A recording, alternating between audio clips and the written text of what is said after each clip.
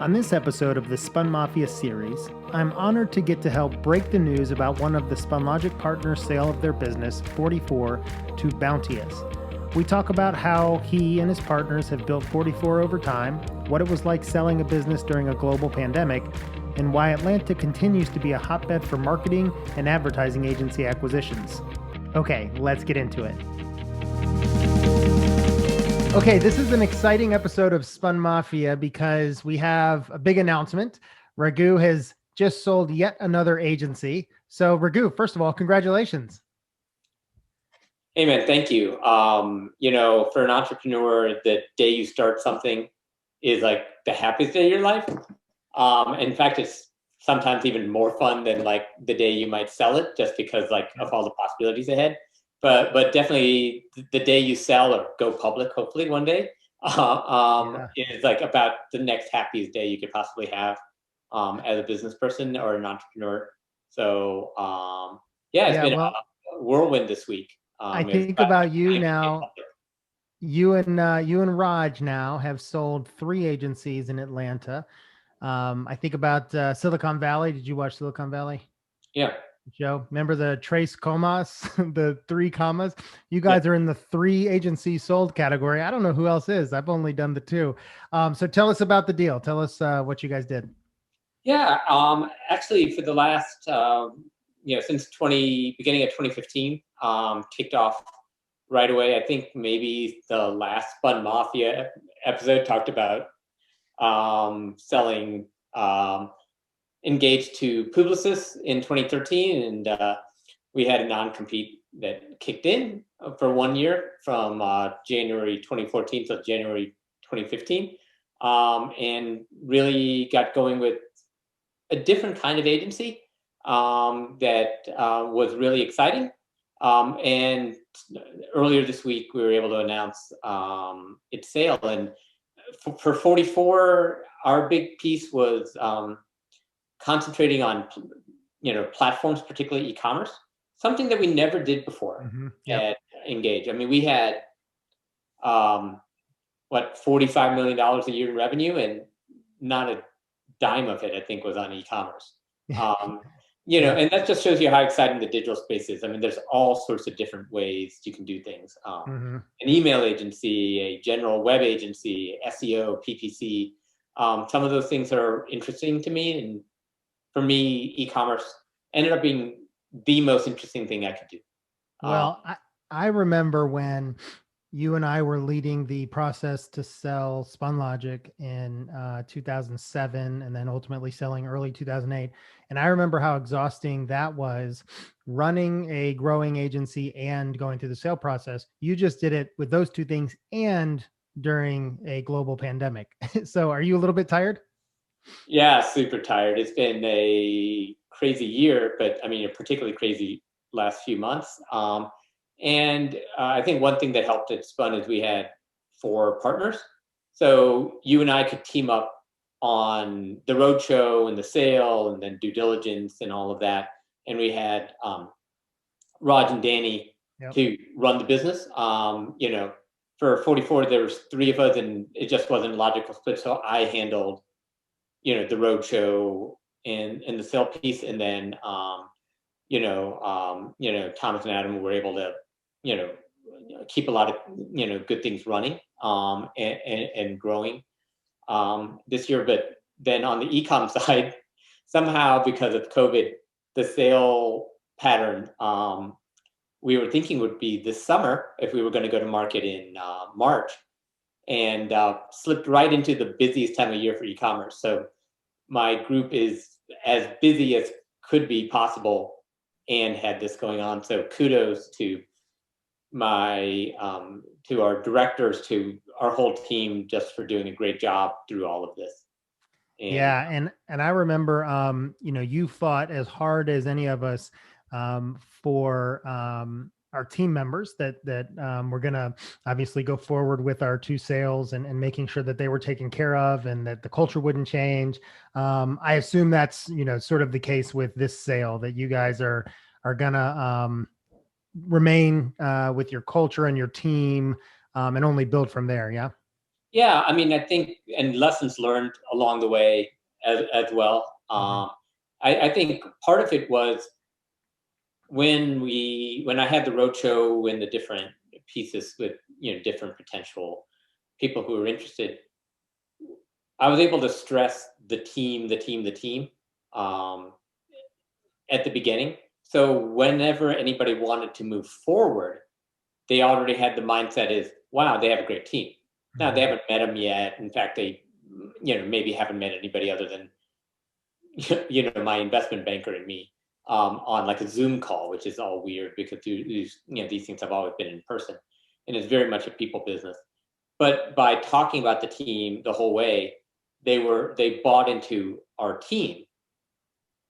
And then when other discussions started happening about all the technical stuff about finance or synergies or all that other Excel stuff, the team is in the Excel.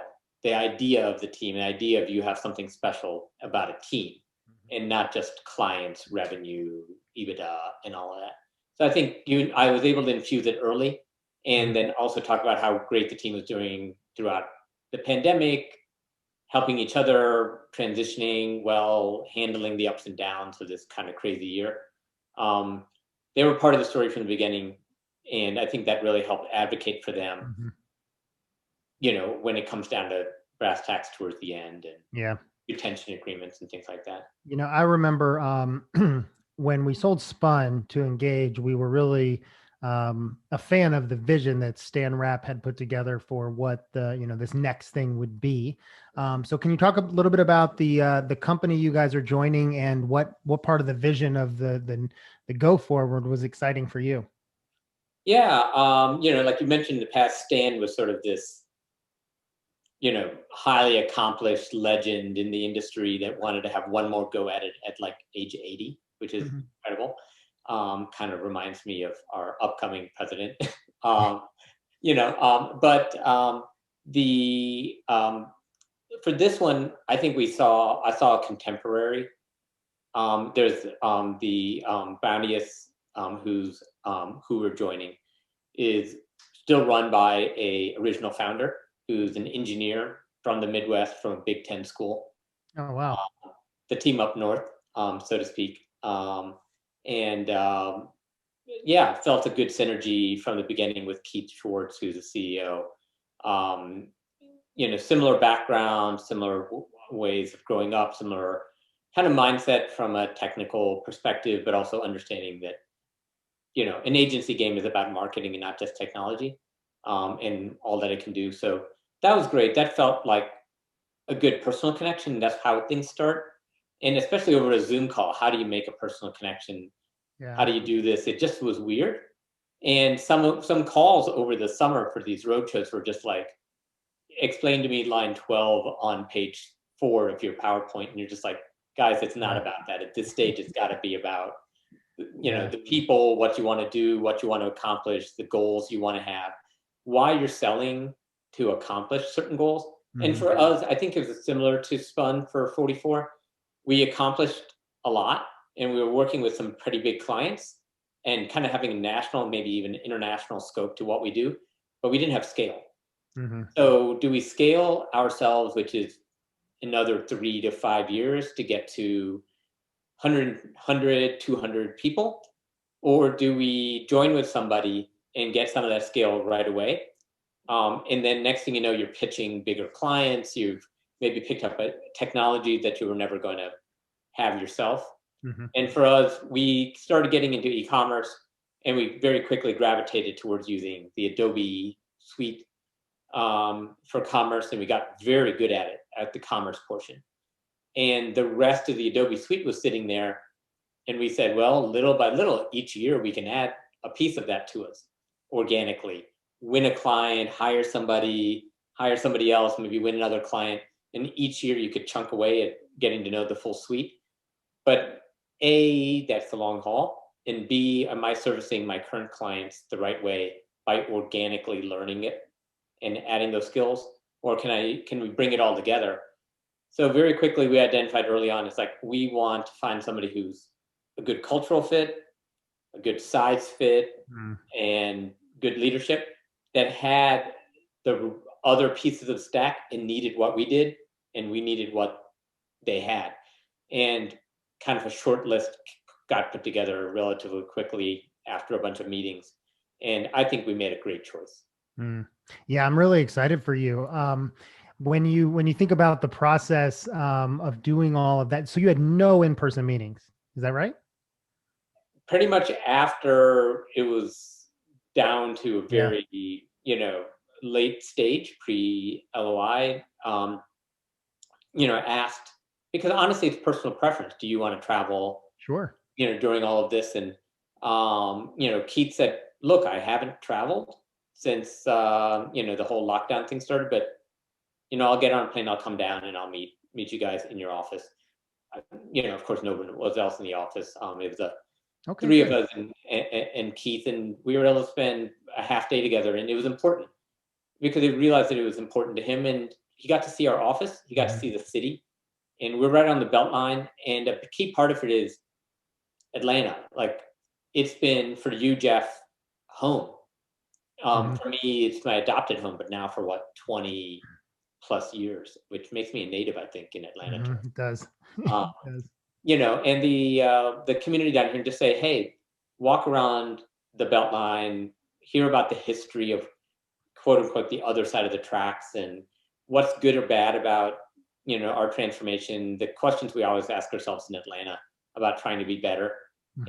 And later on, I was talking to the Leah, who's the head of people at Bounteous, and she said, I've always wanted to have an Atlanta office because I always wanted to connect with the full scope of what America is and the talent and the diversity Mhm. of the people here. And that's great. That was also another winning move.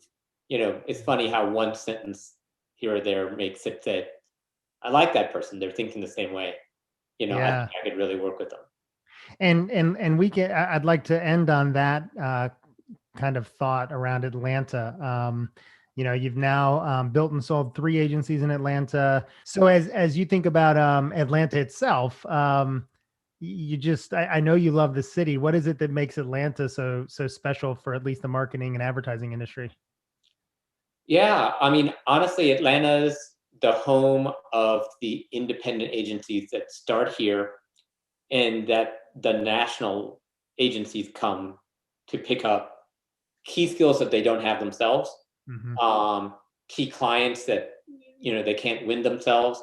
And honestly, the world looks to Atlanta for um, music, art, film, culture, um, TV, movies, music, basically every single element of advertising, except for advertising Hmm. agencies, um, that we haven't had a homegrown one that's become huge. Yeah. In fact, I think Engage was about as big of a ad agency as we've had in town. We've had during the dot-com boom, there was there was a couple of ones that really grew as well. And I really think the Atlanta market could use a great big independent agency that has scale, but still has the independence to you know kind of not form into that shapeless thing that the holding companies do. And I think I see a little bit of the spirit of Engage coming back to Atlanta with Banias, but in a different way. Each thing is a little different. If you try to replicate it, you're trying to shoot for a point in time that might not exist anymore. Yeah. We had a special culture at Engage that I think even if you and I started a new firm, our new culture would be a little different because we're a little different. Hmm. Um, but it's something good. It's something that, and I think Atlanta will help shape Bounties, Yeah. because the talent here, whether it's people from Georgia Tech, Spelman, Morehouse, the transplants that come from all over the country, the people who've grown up here their whole lives, something special about Atlanta, and I owe my success to it as a business owner. I think you do too. Um, and it makes you love the city and makes you want to give back to it. And Hmm. um, ultimately, I think all these people coming down and picking up Atlanta independent agencies is just proof that we have something special here. that they can't create on their own. Yeah. Well, look, I'm super excited for you. It's a major accomplishment. I know you've worked really hard since the moment you joined 44. It's a great thing for the city. It's a great thing for our industry in Atlanta. And I'm excited to see what you guys do over the next several years as you continue to grow. So Yeah, we've got great congrats. plans ahead, and everything's lined up for us to succeed. We just had to keep working hard, caring about each other, and you know, we didn't have a big mantra up on the wall or a big mission and vision statement, but I always said it came down to two things: expertise and empathy. And if we showed both, we'd win more than we'd lose. Mm, People would understand where we were coming from, and we would understand what they were going through. And nothing's been more important this year as than expertise and empathy. And hey, if we just concentrate on those two things moving forward, we'll do a great job. awesome. All right. We'll be rooting you on. Talk to you soon. See you.